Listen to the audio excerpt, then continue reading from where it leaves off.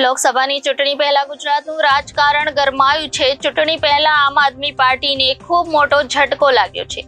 સુરતમાં પાસ નેતા અલ્પેશ કઠીરિયા અને ધાર્મિક માલવિયાએ આમ આદમી પાર્ટીમાંથી રાજીનામું આપ્યું છે। ધાર્મિક અલ્પેશે પ્રદેશ અધ્યક્ષ ઈસુદાન ગઢવીને રાજીનામું મોકલ્યું છે। લોકસભાની ચૂંટણીને આડે ગણતરીના દિવસો બાકી છે ત્યારે આમ આદમી પાર્ટી આપને ગુજરાતમાં મોટો ઝટકો લાગ્યો છે, કારણ કે સુરતમાં અલ્પેશ કથિરિયા અને ધાર્મિક માલવિયાએ આમ આદમી પાર્ટી સાથે છેડો ફાડ્યો છે। બંને આમ આદમી પાર્ટીના ગુજરાત પ્રદેશ અધ્યક્ષ ઈસુદાન ગઢવીને પોતાના રાજીનામા મોકલ્યા છે। ઉલ્લેખનીય છે કે ગઈકાલે જ આમ આદમી પાર્ટીએ સ્ટાર પ્રચારકની યાદી જાહેર કરી હતી, જેમાં અલ્પેશ કથિરિયાનું નામ હતું। જોકે આજે રાજીનામું આપી દેતા આમ આદમી પાર્ટીમાં ખળભળાટ મચી ગયો છે।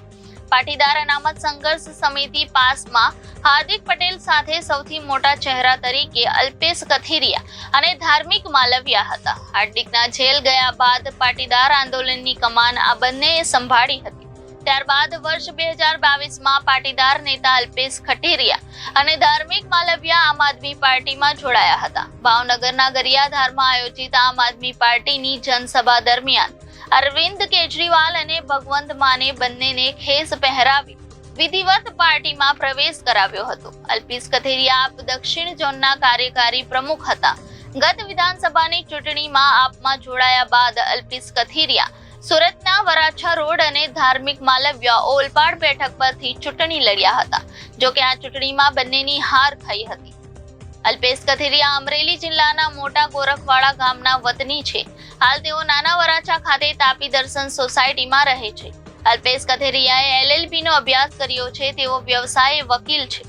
અલ્પેશ 2015થી ચર્ચામાં છે। અલ્પેશ કથિરિયાની હાર્દિક પટેલ સાથે 2015માં મુલાકાત થઈ હતી।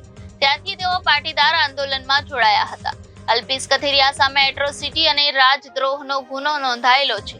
અલ્પેશ કથિરિયા અત્યાર સુધી આમ આદમી પાર્ટીમાં હતા, જોકે તેમની પત્ની કાવ્યા પટેલ ભાજપના નેતા છે અને તેઓ કોર્પોરેટર રહી ચૂક્યા છે। આ બાબતે શરૂઆતમાં ખૂબ જોર પકડ્યું હતું।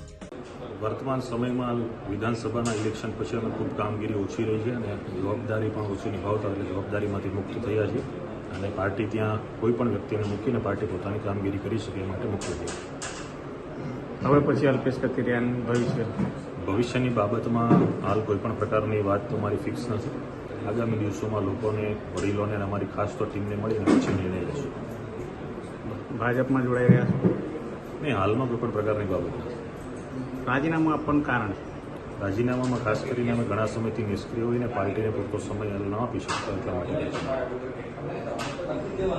પાછલા ઘણા સમયથી રાજકીય પાર્ટીની અંદર અમારી નિષ્ક્રિય ભૂમિકા રહી હતી। હાલ લોકસભાનું ઇલેક્શન છે, પાર્ટીને કાર્યકર્તાઓની, નેતાઓની જરૂર હોય છે, ત્યારે પાર્ટીમાં કામ કરનારા લોકોને યોગ્ય સ્થાન મળે તો તે ઉત્સાહપૂર્વક કામ કરી શકે અને અમે સમય આપી નહોતા શકતા, કામ નહોતા કરી શકતા, તો એને લઈ અને ખાસ આ પ્રકારનો નિર્ણય લીધો છે કે આજે પાર્ટીના તમામ મુદ્દાઓ પરથી રાજીનામું આપીએ છીએ, જેથી યોગ્ય વ્યક્તિને પાર્ટીમાં પ્રાધાન્ય મળી શકે।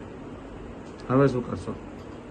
આગામી દિવસોમાં અમારી ટીમને સાથે લઈ અને બીજો જે પણ કંઈ નિર્ણય હશે જાહેર કરીશું। બાકી પાટીદાર અનામત આંદોલનથી સમાજ હિતના કાર્યકર્તા આવ્યા છે અને ખાસ સમાજના ઉત્કર્ષ માટે જ્યારે પણ જરૂર પડે ત્યારે સમાજની સાથે ઊભા રહ્યા છે અને આગામી દિવસોમાં પણ મજબૂતાઈથી સમાજના હિતના પ્રશ્નોને લઈ અને આગળ વધીશું।